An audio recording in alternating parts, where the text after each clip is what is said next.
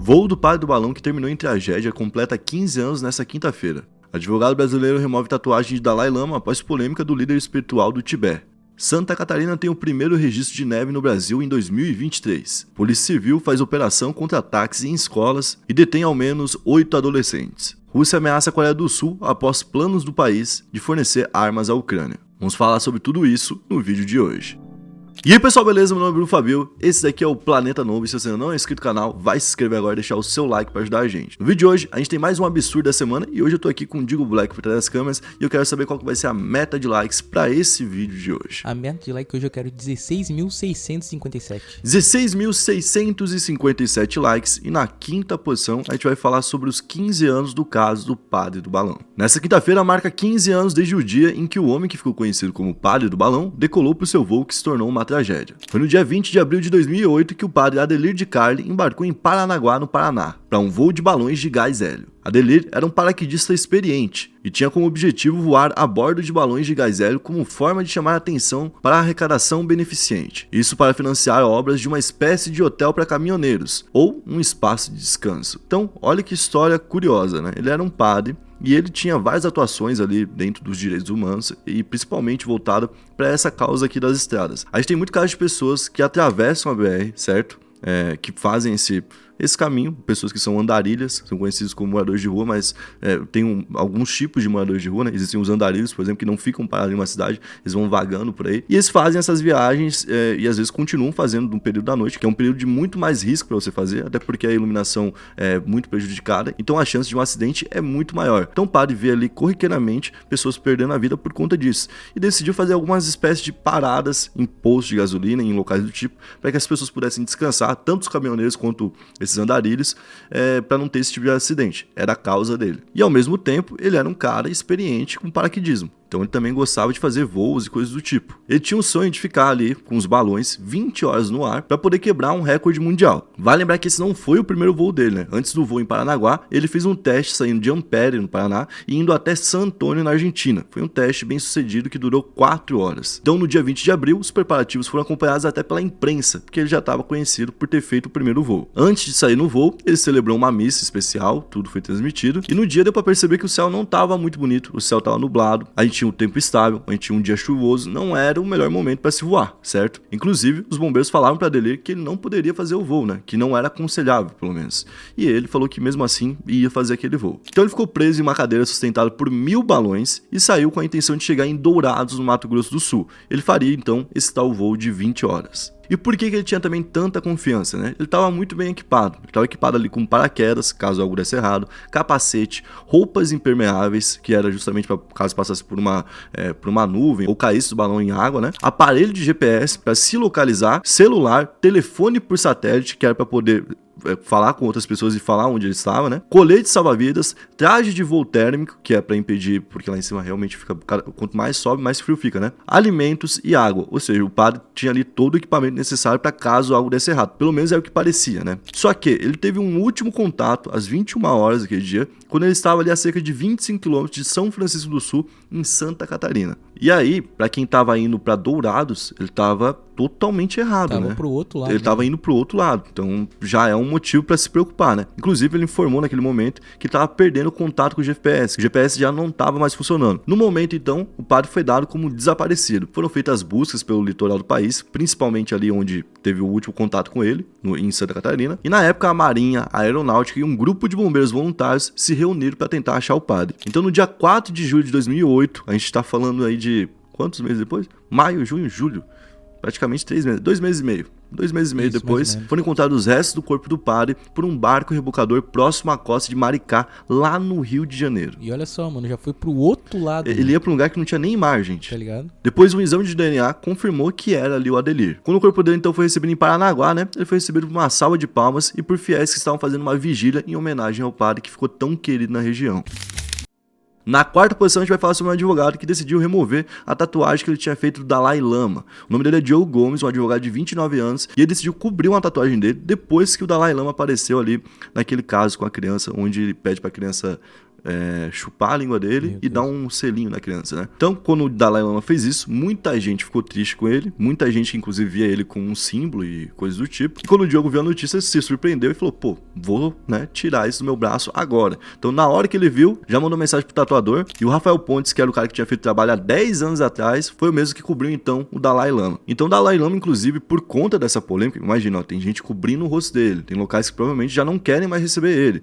Ele tá se tornando uma pessoa não grata pelo que ele fez, porque foi algo chocante pro mundo todo. Ele foi obrigado a emitir um comunicado falando o seguinte: Sua Santidade deseja se desculpar com o menino e sua família, bem como com seus muitos amigos em todo o mundo, pela dor que suas palavras podem ter causado. O comunicado ainda fala que o Dalai Lama muitas vezes provoca as pessoas que conhece de uma forma inocente e brincalhona, mesmo em público, justamente por não ver maldade. Mas aí é que tá a questão, né? Eu não sei qual que era o nível de amizade que ele, com 87 anos, tinha com a criança. Pô, e ainda mais ele dá uma desculpa dessa, Sua Santidade, tipo, meio que não se colocando como errado, né? Tipo, não, é que provavelmente foi alguém que escreveu falando dele. Pode entendeu? Crer, pode crer. Mas é muito estranho isso aí. É que o que você vai falar, cara? Se o cara é sagrado. É complicada a situação. Para pra pensar quem tá cuidando disso agora. É tipo porque como se o Papa assim. Você vende pro mundo que esse cara, que ele é sagrado. Sim. Que ele ocupa uma posição sagrada. E esse cara comete algo que é desaprovado pelo mundo todo. É complicado demais, velho. Na terceira posição, a gente vai falar sobre neve no Brasil, primeiro dia de neve de 2023 aqui no nosso país. De acordo com o EGAPRI, ou CIRAM, né, que é o órgão que monitora as condições de tempo na cidade de Bom Jardim da Serra, em Santa Catarina, a cidade teve aí o primeiro registro de neve do ano. É uma cidade que já é conhecida por isso, né? Mas qual que é a diferença? Porque essa foi a quinta vez na história que o estado de Santa Catarina, que é um dos poucos que tem neve, né, teve neve já em abril. Não é normal neve em abril. E a última vez que tinha acontecido em abril foi em 99. Nossa. Então, nesse século, nesse milênio, não tinha rolado ainda. E por que tá rolando essa onda de frio agora em abril? Porque tem um ciclone em cima do mar empurrando uma massa de ar frio aqui, né, pro nosso estado de Santa Catarina. Tanto é que a temperatura tá baixa, mas não tá tanto, né? Não tá tanto. Inclusive lá, a temperatura registrada foi de 2 graus. Nossa. É pouco, mas não é tão pouco. Não, a gente chegou, por exemplo, a pegar -4 em alguns locais que não teve. Não teve neve. Né? Mas é que eu acho que o mais doido é por causa que é muito cedo. Vai que época, né? Mais pra frente não fica... Pode ter muito mais neve, né?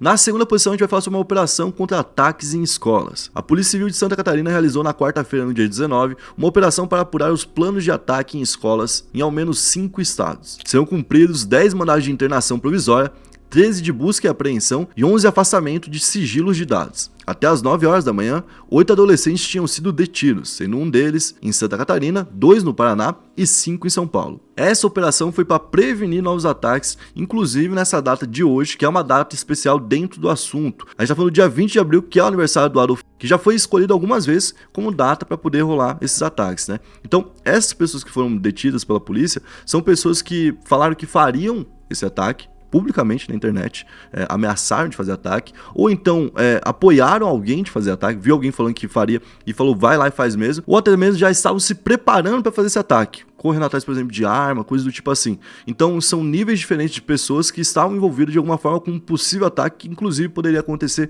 no dia de hoje. Então essa operação tem que ter mídia em cima agora, tem que ter exposição dentro da mídia, da mesma forma quando tem um ataque. Por quê? Porque a polícia tem que ser elogiada por isso. A polícia tem que entender que isso aqui conta pontos para ela. Porque dentro do mundo que a gente vive, tudo é politicagem. Então se a polícia sabe que algo pode contar pontos para ela, ela vai fazer mais isso, porque ela é obrigada a agir dessa forma, assim como todos os órgãos do governo. Basicamente é isso. Então qual que é o nosso poder como sociedade? Aqui, nós pessoas comuns. A gente tem que se unir e falar, essa causa aqui nos agrada e a gente quer que seja mantida. Essa não. Se posicionar, igual no caso da Shein lá, todo mundo se posicionou, não passou. Agora no caso a gente tá vendo policiais fazendo algo que a gente quer que continue sendo feito, vamos elogiar e dar espaço na mídia, para que continue sendo feito. Até porque as pessoas que foram presas foram em vários estados. Começou ali com a Polícia Civil de Santa Catarina, mas conseguiu atingir muita gente. A gente tá falando da cidade de Blumenau, de São Paulo, Itapira, São José dos Campos, Salto, Curitiba, Guaíra, Recife, Barra Mansa, Duque de Caxias e São Gonçalo. Então tinha muita gente envolvida e com certeza se procurar vai ter muito mais. Na primeira posição a gente vai falar sobre uma ameaça russa contra a Coreia do Sul. Essa ameaça veio do vice-presidente do Conselho de Segurança ali do Putin, o Dmitry Medvedev. E ele falou como de costume através do Telegram, né, que é utilizado por esses militares lá na Rússia. Surgiram novos entusiastas ansiosos para ajudar nossos inimigos. O presidente sul-coreano disse que, em princípio, seu país está pronto para fornecer armas ao regime em Kiev. E por que que isso aqui é um problema se tem tanto país no mundo, né, fornecendo arma para Kiev nesse momento? Porque a Coreia do Sul não faz parte da União Europeia, para proteger ela nesse momento, por exemplo. Não é uma grande liderança como é os Estados Unidos. E a Coreia do Sul tinha se comprometido a não fornecer armas para Kiev e nem para a Rússia. Então isso é uma contradição ali política do país, né? E tem a ver com tudo que a gente veio falando recentemente. Pô, a Coreia do Norte faz treinos como resposta para a Coreia do Sul. Isso aqui tem ligação também com o que está acontecendo ali na Rússia e Ucrânia. São dois países que têm uma guerra de território, certo? Que estão hoje duelando e colocando vidas para serem perdidas. Do mesmo jeito, a Coreia do Norte e a Coreia do Sul têm uma guerra de território. Isso é verdade. E tem gente disposta a perder a vida por isso.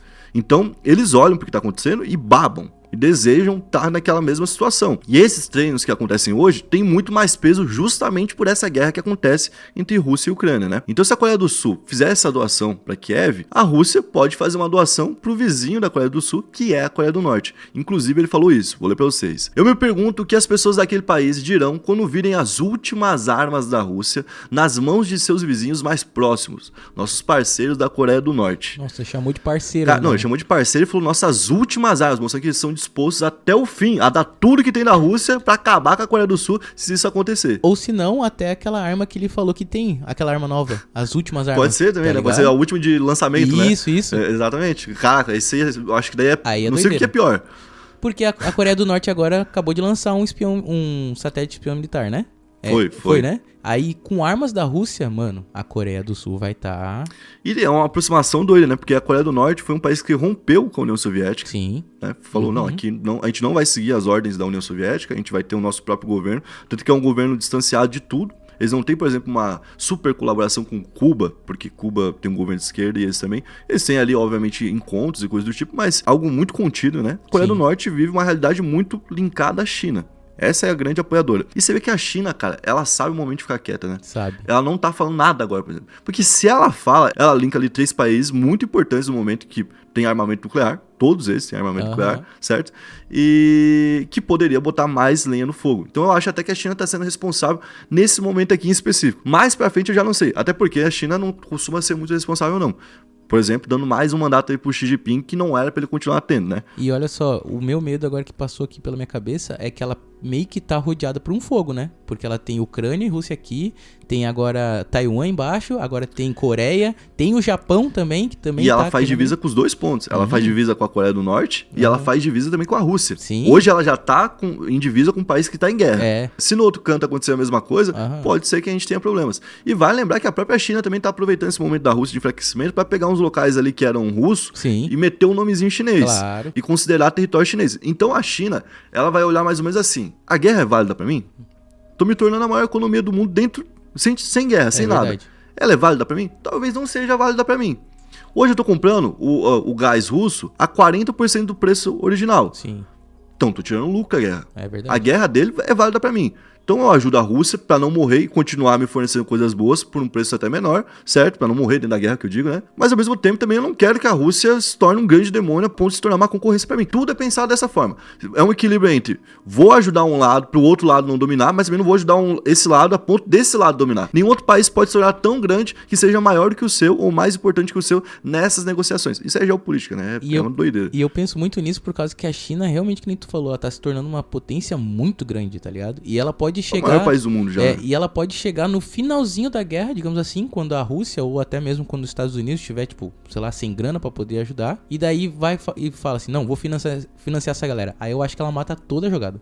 Porque eu acho que é o que ela tá esperando. Um momento eu acho certo. que a Rússia... Eu acho que vai ser mais fácil vir de fora pra China do que da China pra fora. Pode crer. Eu acho que é mais fácil, por exemplo, americanos financiarem um conflito de alguma forma por ali do que a China fazer isso agora. Porque a China, é isso que eu tô falando, a China tá vencendo o jogo. Sim. Por que ela vai quebrar o ainda, jogo? né? Por que ela vai estragar o jogo? Ela não vai estragar o jogo. Quem vai perder o jogo que pode estragar o jogo? Essa é a minha forma de ver. Hoje os Estados Unidos ainda é o maior país do mundo, mas já tem uma previsão para que em 2025 isso mude. E a China se torne oficialmente o maior país do mundo, né? Em questão de economia, influência e tudo mais. Então, tá muito perto desse prazo. Se você for falar simbolicamente, hoje a China já é o maior país do mundo, certo? Por tudo que ela faz e por toda a economia que ela vem aplicando no mundo. Tanto é que antes, as redes sociais eram de quem? eram dos americanos. Sim. Hoje tem o TikTok, que é Verdade. chinês. As marcas que a gente comprava eram da onde? Era tudo dos Estados Unidos. Aham. Hoje tem muita marca chinesa chegando por aqui. Os bilionários eram da onde? Eram quase todos americanos. Agora a gente tem muito bilionário chinês aparecendo no top 20, top 30. Até no entretenimento a gente vê bastante filme, série, essas coisas. Sim, a Marvel fazendo filme com protagonista asiático, destinando ali pro público asiático, Sim. porque sabe que é um mercado muito influente daqui pra frente, né? Esse foi o vídeo de hoje. Eu espero que vocês tenham gostado da forma como a gente abordou os temas. Se você curtiu, você vai deixar o seu like, se inscrever no canal e comentar aqui pra gente um tema que você quer ver por aqui. Valeu, é nóis!